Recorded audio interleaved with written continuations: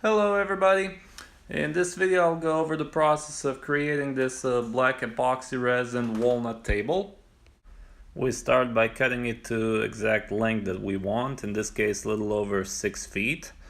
And we're getting ready to, since it's not wide enough as we wanted, we're getting ready to split it down the middle to create the necessary width.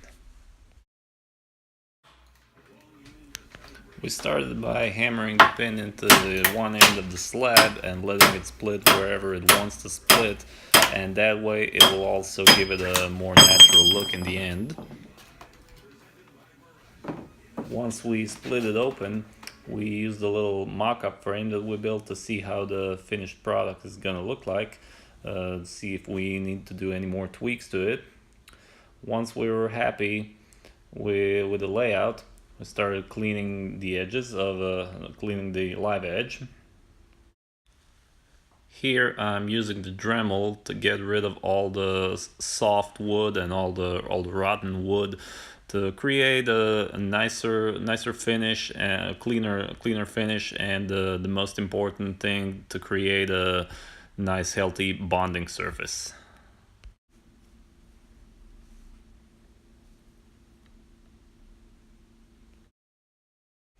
Here we started building our mold out of melamine. It makes a good material to work with. First, it stays really flat and stable, and the more important thing, the resin doesn't stick to it, at least not too much.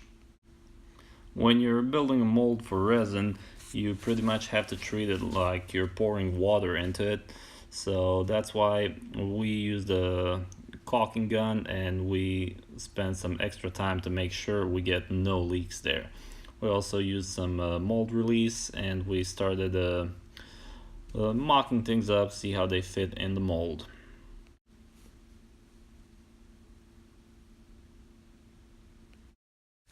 Here we are clamping everything down to make sure everything stays exactly where we want it, and also to avoid resin running under the wood as much as possible. You can never eliminate that 100%, but we tried to minimize that here as much as we could.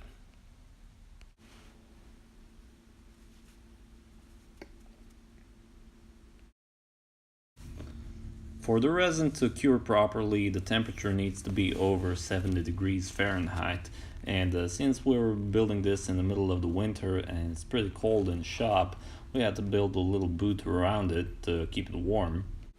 We used some scrap wood and plastic foil, installed a little electric heater and a thermometer so we can monitor what's happening inside.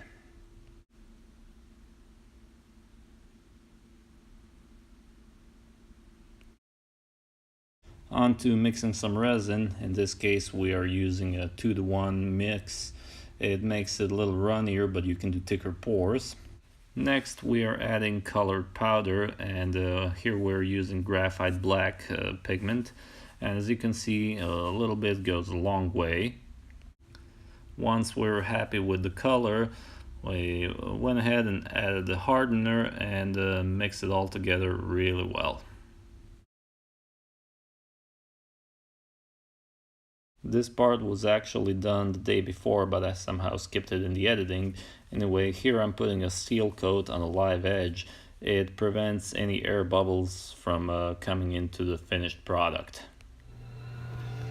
Here I'm about to pour the first flood coat, and as you can see I'm taking this very slowly because the content of this bucket is very expensive, and I'm trying not to spill anything anywhere. And also, if you spill something on wood, it tends to stain it, so one more reason to be extra careful in this step.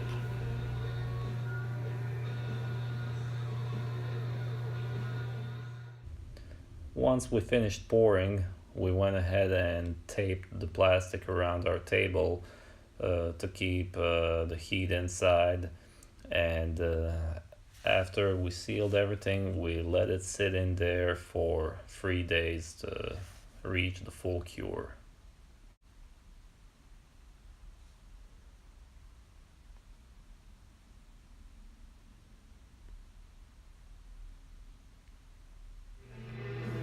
3 days later, everything was solid enough and we were able to take the clamps off, but we had to do additional pour to pour it flush with the top, and for that reason we built a little silicone dam around it just in case we spill anything.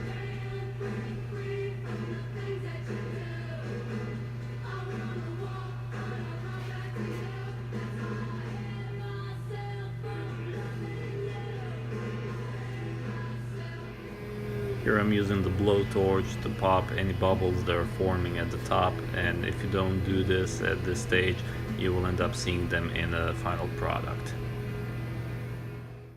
After about a week, it's time to get this thing out of the mold, and I can tell you I was definitely happy we used that mold release. Since it's hard to come across a planer that could fit something of this size, we had to build ourselves a jig for the router and hand plane this thing. So what you're seeing in this in these few seconds here, this took about a couple of hours to do. It definitely creates a big mess. Next we hit it with a belt sander, and we got the first glimpse of how the finished product is gonna look like. We cleaned it off, vacuumed, and got it ready for some more sanding.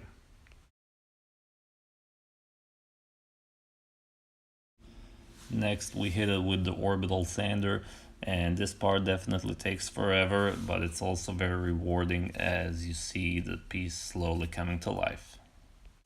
We started with 80 and sanded it all the way up to 200 grit.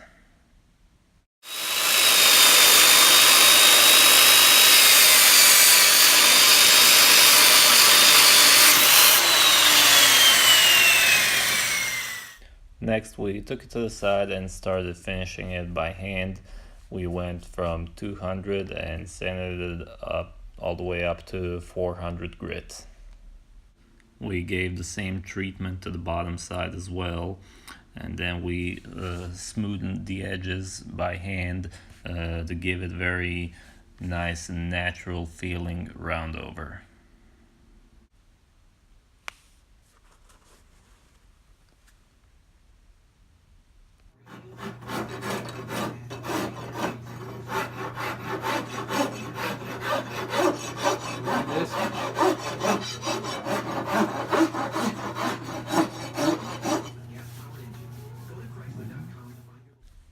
After all the sanding was done, we took it outside and sealed it with shellac, let it dry for about an hour, and step back and witness the magic.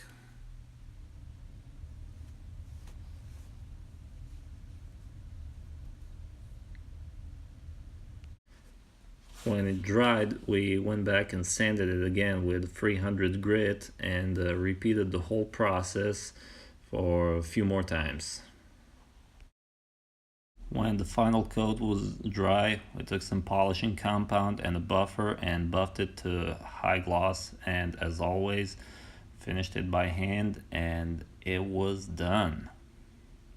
Now, we didn't film the process of building the cabinet for it, but here it is in its full glory after it got delivered to one very happy customer. Enjoy.